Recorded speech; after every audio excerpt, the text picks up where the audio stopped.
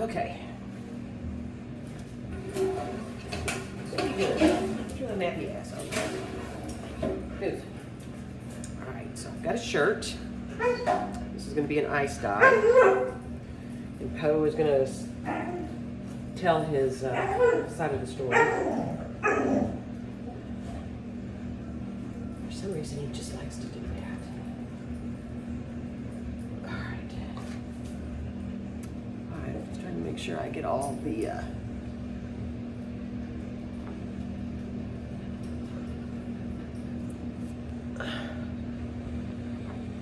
There we go. I think that's all the shirt. All right. So, I've been playing around with a new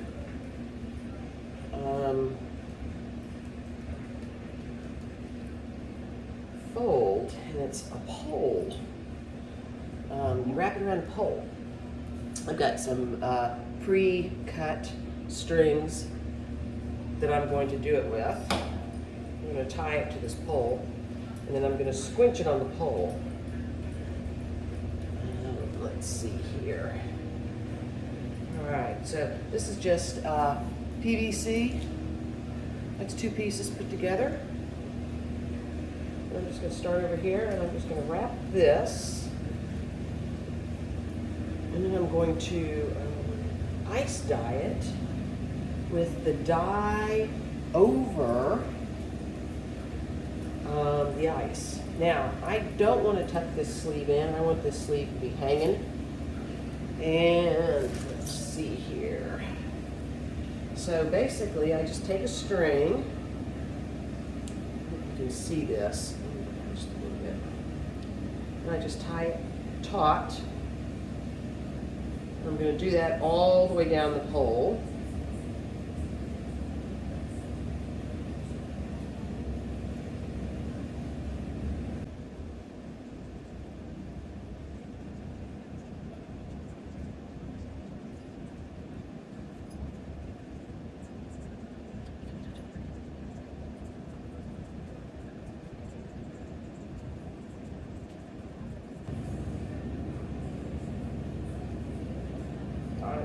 Now, I'm going to leave the sleeve loose and let it hang down just because I want to try something new and I thought it would be interesting.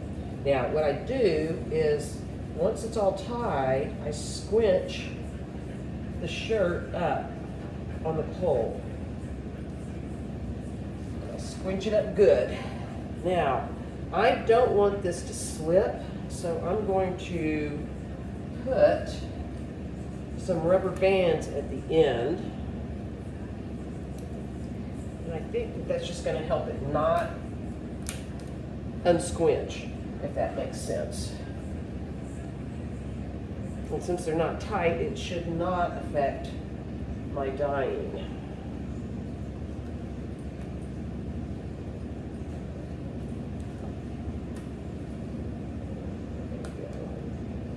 All right, that's it. So I'm going to hang this like so. I'm going to leave that sleeve hanging down, and I'm going to put ice on it, and then I'm going to put dye over the ice with some soda ash.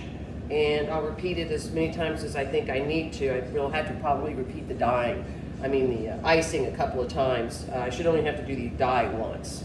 All right, let's see what happens. Okay, so here's the setup. I have the shirt just hanging. You see the sleeve on the other side, and it's just hanging over a bucket. And I put 2 barriers on either side, just because it's easier for me to make sure that the ice doesn't go everywhere, and it just works easier for me. Colors I'm using: hydrangea, magenta, gallic, whatever it is, galactica, magenta galactica, hydrangea, and imperial purple, all are Dharma. So I'm gonna ice this, and I'm going to use crushed ice, and then I'm going to apply the dyes in stripes coming this way over the ice, and I'm going to do it in a few different areas. So I'm going to have 2 stripes of each color. All right, let's see what happens.